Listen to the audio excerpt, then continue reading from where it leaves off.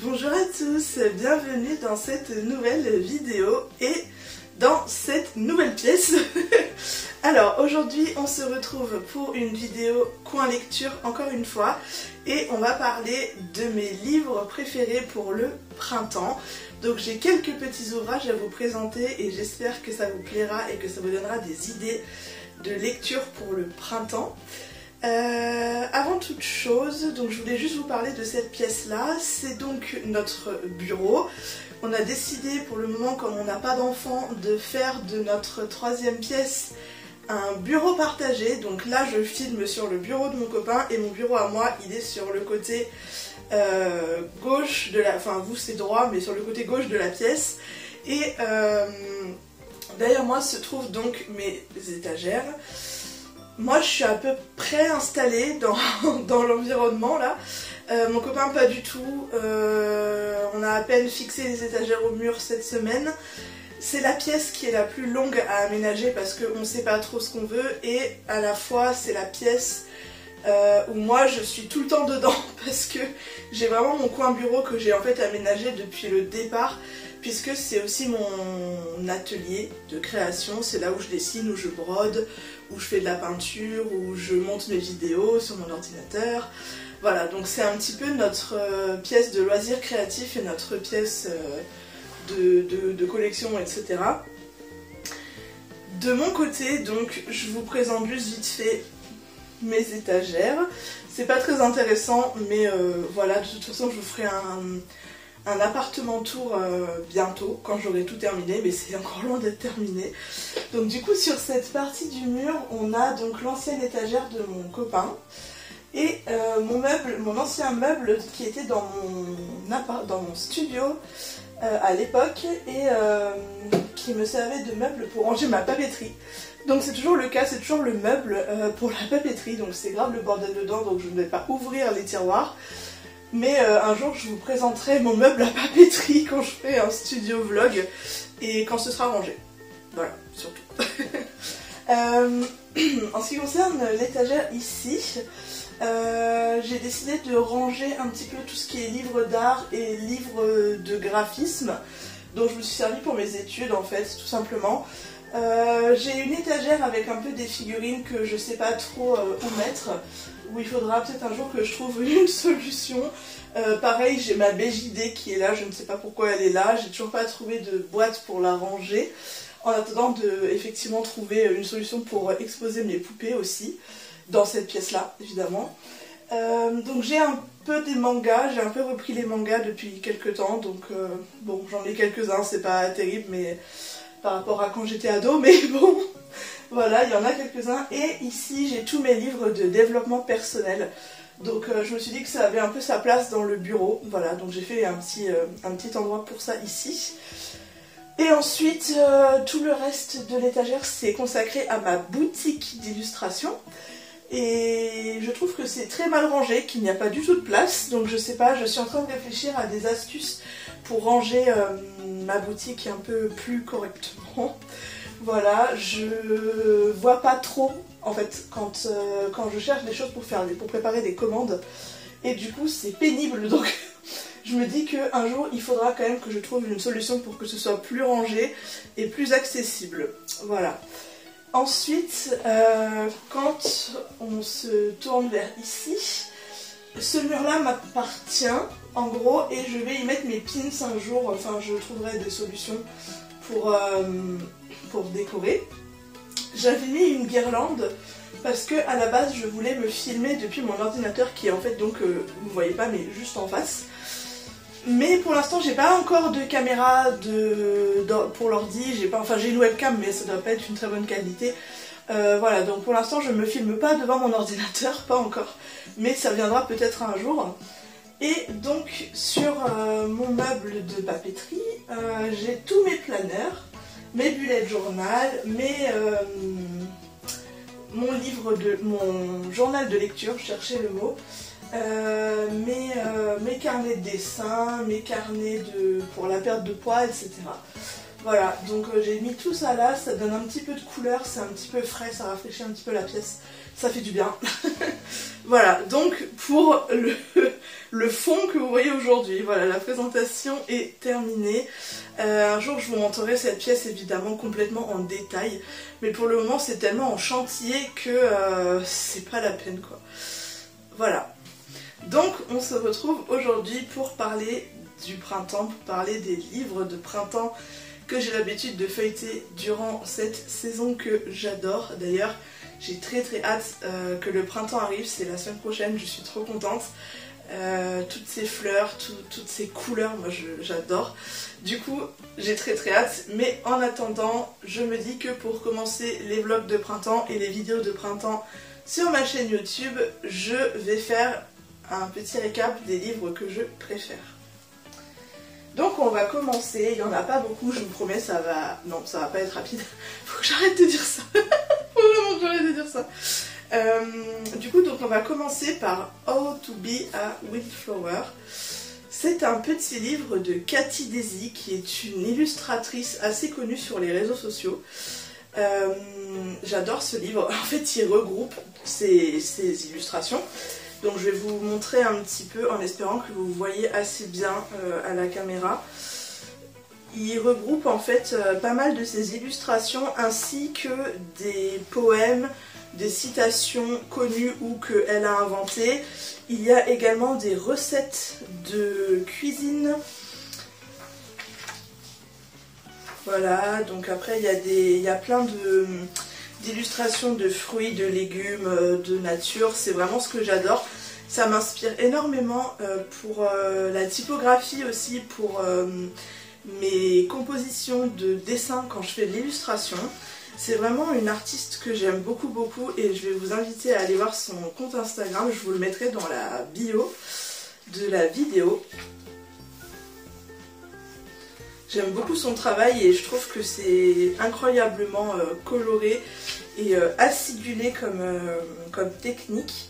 Je crois qu'elle travaille beaucoup à la gouache et il y a sans doute aussi de l'aquarelle pas mal. Mais c'est vrai que c'est peps et j'adore en fait ce côté-là de cette illustratrice. Voilà, je vous montre un petit peu en détail ce qu'elle fait. Moi j'aime beaucoup le côté recette avec le fond quadrillé, tout ça, j'aime beaucoup en fait. Voilà donc pour ce premier livre. Un incontournable.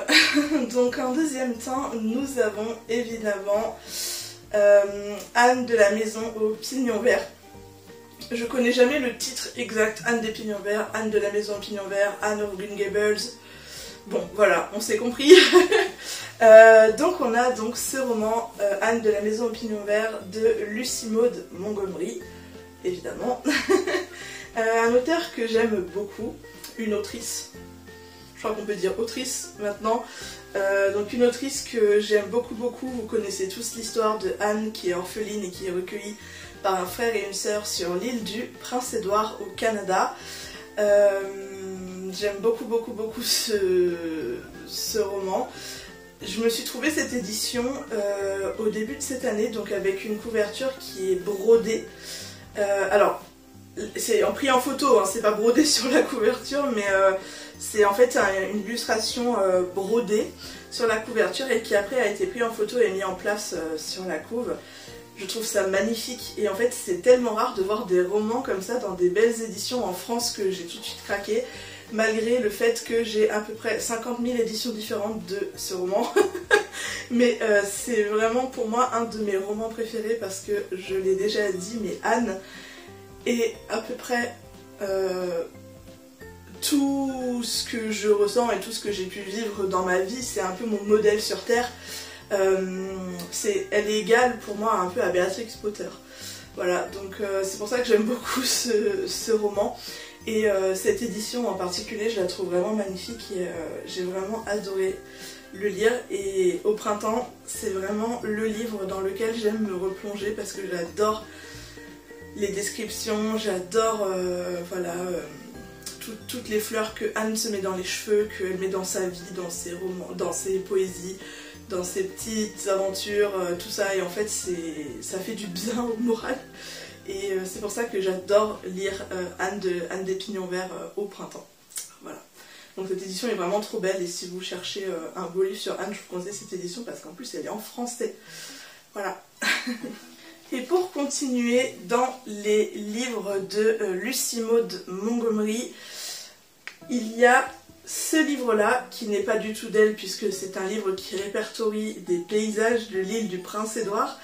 C'est un livre de, je ne sais même pas, de Catherine Reed, voilà, qui en fait a pris en photo des endroits de l'île du Prince-Édouard et qui a un petit peu expliqué la provenance de Anne de la Maison au Pignon Vert, comment est-ce que le roman a été écrit, pourquoi, avec quelle inspiration, etc. Donc en fait il s'agit d'un beau livre qui répertorie en fait des paysages de l'île du Prince-Édouard et on nous explique que Lucy Maud Montgomery, elle est née sur l'île du Prince-Édouard au Canada et elle a grandi là-bas donc avec ses grands-parents puisque sa mère est décédée, je crois, de la tuberculose, il me semble.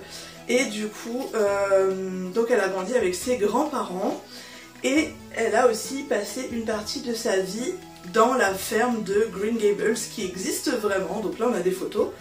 On a aussi des photos dans son jus, donc à l'époque, dans les années fin 1800, début 1900, un truc comme ça.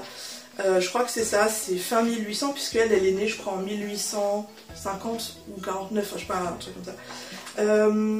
Et du coup donc on a aussi des photos complètement authentiques de l'époque où elle se trouvait dans la ferme. Et aujourd'hui la ferme est visitable et existe toujours. Donc là je vous montre, je pense que là c'est rénové hein, dans les photos, mais il y a... Ah voilà, c'est cette photo que je cherchais, donc la photo de la bibliothèque du salon de la ferme des Pignons Verts. C'est aussi ce qui a inspiré la série, évidemment, Anne with an E sur Netflix, et ça a inspiré en fait ces romans sur Anne des Pignons Verts. Voilà, donc c'est un très beau livre et moi j'aime beaucoup les paysages du roman et ça nourrit aussi l'imaginaire, donc c'est hyper intéressant. Je vous conseille, si vous êtes fan de Anne, de vous procurer ce merveilleux livre parce que vraiment ça fait du bien en fait et je trouve hyper sympa moi. Voilà, alors, il y a une couverture un peu pénible, voilà, ça s'enlève parce qu'il y a un rabat dessus. Donc je vous conseille vraiment The Landscape of Anne of Green Gables. Évidemment, on n'y échappe pas. Béatrix Potter est parmi nous pour ce printemps 2023. Évidemment, je ne peux pas parler de livres sur le printemps sans mentionner Béatrix Potter. C'est clairement la référence en la matière. Voilà, donc déjà, elle dessine des animaux, elle dessine des petits lapins, des petites grenouilles, des petits canards. Tous ces animaux du printemps pour moi. Donc voilà, c'est vraiment au printemps et en été que je me plonge dans les recueils de Béatrix Potter. Ici, c'est une nouvelle édition qui est sortie l'année dernière. Donc c'est Béatrix Potter et le titre c'est Draw to Nature. Et en fait, c'est un recueil de toutes ces illustrations avec à côté les inspirations avec lesquelles elle a créé. Donc il y a des photos autant de ses dessins que de ses écrits que de nature. Voilà, donc on nous explique un petit peu tout ce qu'elle a fait, puisqu'elle n'a pas fait que des livres pour enfants. Elle a fait beaucoup de cartes postales aussi qu'elle vendait à Noël ou pour les anniversaires. Elle a fait des jeux de société, enfin elle a fait plein de choses, Béatrix Potter. Aussi des photos de Béatrix Potter et de sa famille. On a ces papiers où elle écrivait ses inspirations.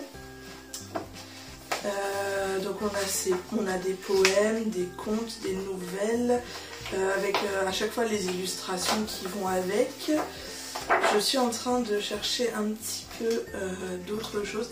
Elle a beaucoup fait de paysages, bien que c'était pas du tout son fort. Voilà, elle le disait, c'était pas du tout son truc, mais elle a quand même fait beaucoup de paysages. Enfin, pour moi qui sais pas du tout dessiner réaliste, je trouve ça incroyable, donc je pourrais jamais juger sur ce qu'elle fait de toute façon.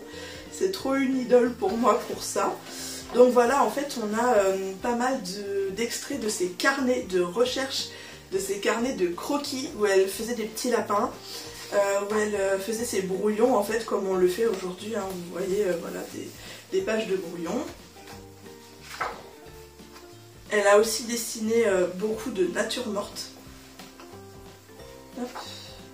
Je trouve ça incroyable en fait d'avoir la possibilité de voir ce que les illustrateurs faisaient en termes de croquis et de retrouver des traces de leur carnet d'illustration. Je trouve ça incroyable, c'est tellement enrichissant et c'est tellement beau à regarder et on comprend tellement d'où vient toutes ces inspirations. On a quand même pas mal de photos hein, avec son père et tout, et toute sa famille. On a également, vous voyez, donc on a l'inspiration qui a permis de faire l'illustration. Donc elle s'est inspirée d'un tissu pour le remettre sur ses illustrations. C'est un petit peu tout le temps comme ça en fait dans le livre et je trouve ça tellement intéressant. Encore des croquis de Béatrix Potter. J'adore, je me lasserai jamais de regarder ça. Et j'adore aussi le dos du livre parce qu'on a une photo de Béatrix Potter avec son lapin en laisse. J'adore cette photo. Donc voilà, je trouve ça hyper original et c'est vraiment un très très beau recueil. C'est en anglais malheureusement, mais bon, je sais qu'ici vous êtes énormément à parler anglais, donc ça ne devrait pas poser de problème. Voilà, magnifique livre de Béatrix Potter. Ensuite, donc, le dernier livre reçu en date, évidemment, je ne peux pas parler de printemps sans parler de mon printemps cosy qui vient de sortir et qui est de Caro from Holland ou de Caroline Millet si vous préférez. C'est une illustratrice française, donc déjà moi j'adore soutenir les illustrateurs, mais si en plus ils sont français, c'est encore mieux, parce que c'est local en fait, voilà tout simplement. Je suis complètement fan des illustrations de Caro. J'adore son travail, elle a fait mon printemps cosy, donc elle a fait mon hiver cosy, mon automne cosy, je pense qu'elle va faire mon été cosy l'année prochaine, j'espère. J'adore, j'adore, j'adore, j'adore tout ce qu'elle fait, elle est beaucoup trop douée. Elle fait des illustrations essentiellement à l'aquarelle et elle met tout ça dans des petits recueils, donc qui sont des petits livres, où à l'intérieur on va retrouver donc tout un panel d'illustrations. On va retrouver des recettes de cuisine, des conseils de jardinage, des conseils de décoration, des conseils sur Pâques, comment préparer son jardin. On va retrouver toute une kyrielle de petites astuces pour préparer son printemps, pour vivre le printemps, pour vivre un printemps cosy en fait, tout simplement. Et on a aussi des astuces au niveau des fleurs, donc quelles sont les fleurs à faire pousser au printemps, quelles sont les fleurs à mettre dans son appartement ou sa maison au printemps. Voilà, on a aussi des choses sur Pâques, sur l'arbre de Pâques. D'ailleurs j'ai trop hâte parce que je vais en faire un cette année. Sur les chocolats de Pâques, il y a plein de choses, enfin moi j'adore. Il y a plein de petits conseils, plein d'envies, d'endroits où on peut écrire, de moments à partager ou à vivre tout seul, des choses qu'on a envie de découvrir, voilà, seul ou accompagné. Elle parle aussi de ses inspirations, donc là il y a Béatrix Potter avec son lapin en laisse, j'adore. Elle parle aussi des livres qui l'inspirent au printemps et ça peut aussi pour nous être des inspirations. Elle va faire aussi des grandes illustrations sur tout plein de pages. Et on va avoir donc ce côté légumes de saison, fruits de saison, recettes de cuisine, donc on va y arriver normalement. Hop, voilà, donc la partie, on peut faire des petites madeleines, des petites meringues, on peut également faire des marbrés, des tiramisu, des cakes au citron. D'ailleurs, c'est ce que je vais bientôt faire ce cake là parce que je n'en peux plus tellement je rêve de manger un cake au citron. C'est débile. Voilà, donc en fait on va passer après à la partie fraise puisque c'est un fruit de saison. Donc on a les tartelettes, les petits sablés, les fraisiers, les roulés à la fraise. Qu'est-ce qu'on a encore? Bah la confiture évidemment. Donc voilà, et puis après bah, on va avoir tout ce qui concerne le jardin. Donc comme je vous l'ai dit tout à l'heure, c'est tellement beau, je pourrais vous en parler tellement longtemps. Voilà, donc ce magnifique livre de Caro from Holland que je vous conseille si vous aimez même un peu le printemps parce que ça fait du bien aux yeux. Et vraiment ces illustrations sont juste incroyables. Donc, eh ben, figurez-vous, j'ai presque fini ma vidéo, c'est un truc de dingue. Je pensais pas du tout que ça irait si vite. Mais bon. Ensuite, donc, on a une série de 3 beaux livres.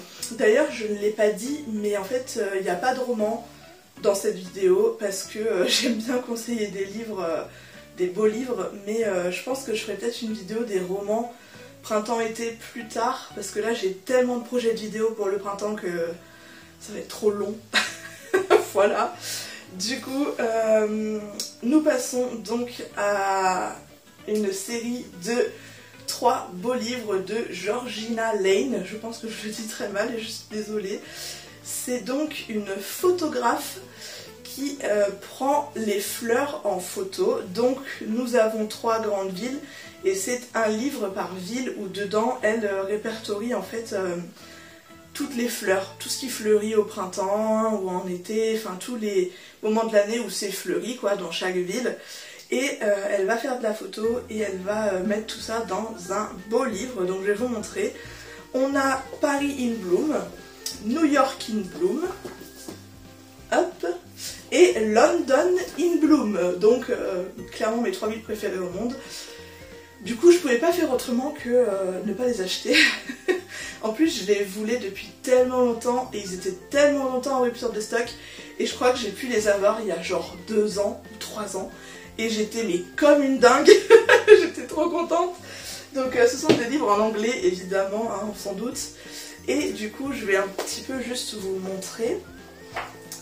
À l'intérieur, voilà, ça se présente comme ceci. Donc on a pour Paris tous les endroits fleuris de la capitale, les fleuristes qu'elle recommande, les lieux à prendre en photo avec des fleurs. Voilà, les salons de thé, les restaurants fleuris, les rues, les fleuristes, les parcs. Évidemment, la Tour Eiffel avec les magnolias, tout ça, bah, en ce moment là c'est la saison du magnolia. Donc c'est complètement fleuri partout et c'est magnifique de se balader dans Paris. Malgré la grève j'allais dire des poubelliers. Des éboueurs.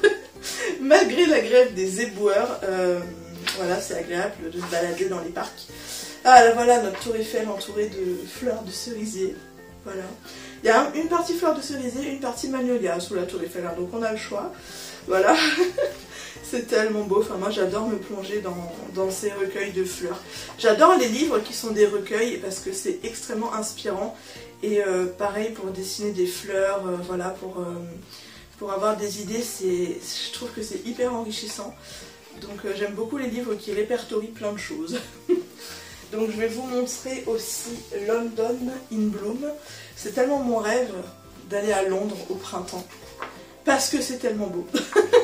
Tout est fleuri à Londres, à n'importe quel moment de l'année en fait. C'est un truc de dingue.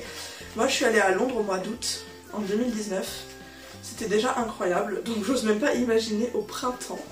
Ça doit être complètement fou. Et d'ailleurs je crois qu'elle a fait une photo de mon salon de thé préféré. Où est-ce que tu es, Peggy Porchin? Je sais pas, mais dedans il y a une magnifique photo de Peggy Porchin et je crois en fait que c'est la... Bah oui, en fait c'est la couverture. C'est mon salon de thé préféré à Londres, c'est trop bien, c'est trop bon. Voilà, donc il y a de quoi faire. Et aussi quand on part en vacances au printemps, on peut voilà, se dire... Ah bah voilà, je cherchais la double page avec Peggy Porchin, magnifique. Ce qui est génial quand on part aux vacances au printemps, c'est qu'on peut faire des photos avec des fleurs, mais genre par milliers quoi, enfin moi j'adore. Et du coup j'aimerais tellement, peut-être l'année prochaine, aller à Londres au printemps, mais j'aimerais tellement, tellement, tellement. J'aimerais trop, mais bon, on verra avec ma santé comment ça se passe. Voilà, on va déjà faire le Japon, puis après on verra. Et puis bon, bah on a en troisième lieu New York in Bloom. Et alors là, il y a de la fleur aussi. Hop. Je sais pas du tout si vous voyez bien en fait, moi je vous montre des choses mais je me rends pas du tout compte de la distance à laquelle vous êtes. par rapport à mes livres. Hop là. Hop. Tac, tac, tac, tac. Tac, tac, tac, tac, tac, tac. Hop, voilà, il y a plein de choses.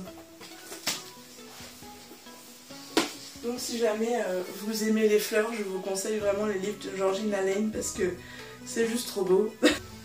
En dernier lieu, pour cette année, après, je dis pour cette année, mais tous ces livres-là sont mes livres préférés au printemps de chaque année, c'est juste des livres de printemps, quoi, voilà, il n'y a pas d'année vraiment. Mais cette année, j'ai pu me procurer un nouveau livre, donc on a mon printemps cosy évidemment, mais j'ai également un nouveau livre qui est donc le tome 2 de Le Jardin Secret, donc illustré par Maud Bégon.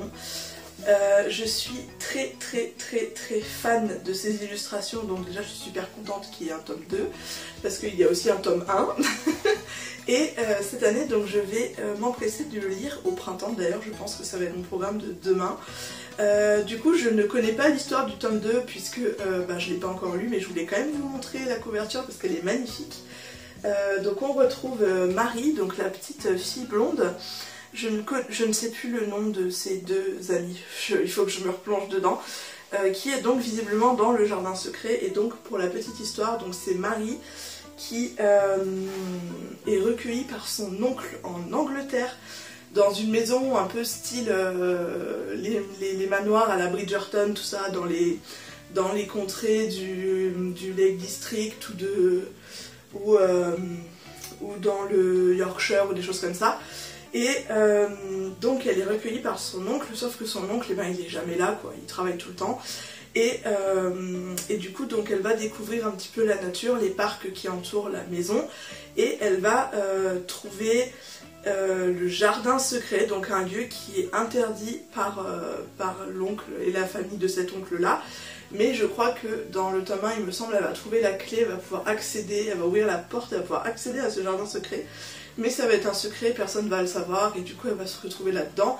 Et en fait il va y avoir des amis qui vont apparaître, des animaux, des gens, et donc elle va s'y retrouver pour s'évader, tout ça. Et je crois que dans ce jardin secret il y a des roses, en tout cas dans cette histoire-là. Ah, perceuse. Voilà. Je me suis dit, est-ce que les gens vont percer pendant ma vidéo? Eh oui. Ah, ça me saoule. Ah, les joies d'habiter en appartement. Bref, donc du coup, j'ai très hâte de lire le tome 2 du Jardin Secret. J'ai déjà regardé un petit peu les illustrations de Maud, parce que je la connais, on discute un petit peu sur Instagram. C'est tellement joli, c'est tellement joli. Et j'aime beaucoup son travail, et bon, je lui ai déjà dit à peu près 1000 fois. Mais voilà, je suis ravie, et si vraiment vous avez envie de lire une petite BD comme ça au printemps, je vous conseille vraiment le tome 1 et le tome 2 du Jardin Secret. C'est vraiment incroyable. Du coup, voilà, ma vidéo est déjà terminée. J'aurais pu avoir 50 000 livres de printemps à vous présenter, mais j'ai vraiment fait une sélection de mes livres préférés et des nouveautés. La prochaine vidéo, je pense que ça va être un vlog de printemps sur une journée de printemps cosy. Voilà, donc je pense que je vais tourner ça la semaine prochaine. J'ai pas mal de vidéos à tourner pour ce printemps, donc je sais pas trop comment ça va se faire. J'aimerais beaucoup aussi tourner une vidéo studio vlog, donc vous présenter mon petit coin pour créer, là où je crée, là où je dessine, où je brode, où je monte mes vidéos. C'est tellement pas terminé, mais j'ai envie de vous faire cette vidéo parce que du coup, après, pour l'évolution de quand j'aurai terminé le bureau, voilà, et puis peut-être aussi une vidéo sur le bullet journal, ça fait longtemps que j'en ai pas fait. Enfin, j'ai tellement d'idées de vidéos. Voilà. J'ai aussi l'idée de faire une vidéo coin lecture spécial magazine, parce que je n'en ai pas encore vu de vidéo comme ça sur YouTube. Du coup, je vais le faire. Voilà, la vidéo spéciale magazine qui m'inspire, magazine de création surtout, pour pour ma part en tout cas. Donc voilà, et je pense que ça va aussi pouvoir vous aider, vous inspirer, et vous allez peut-être trouver des choses qui vous intéressent là-dedans. Voilà, bah écoutez, il va être temps pour moi de vous laisser et d'aller monter ma vidéo, parce que bon, ça va pas se faire tout seul. J'espère pouvoir la sortir demain, je ne suis pas sûre du tout, mais j'espère. Donc il ne me reste plus qu'à vous souhaiter une excellente journée et un excellent week-end. Et je vous retrouve très bientôt dans une nouvelle vidéo printanière. Bye bye.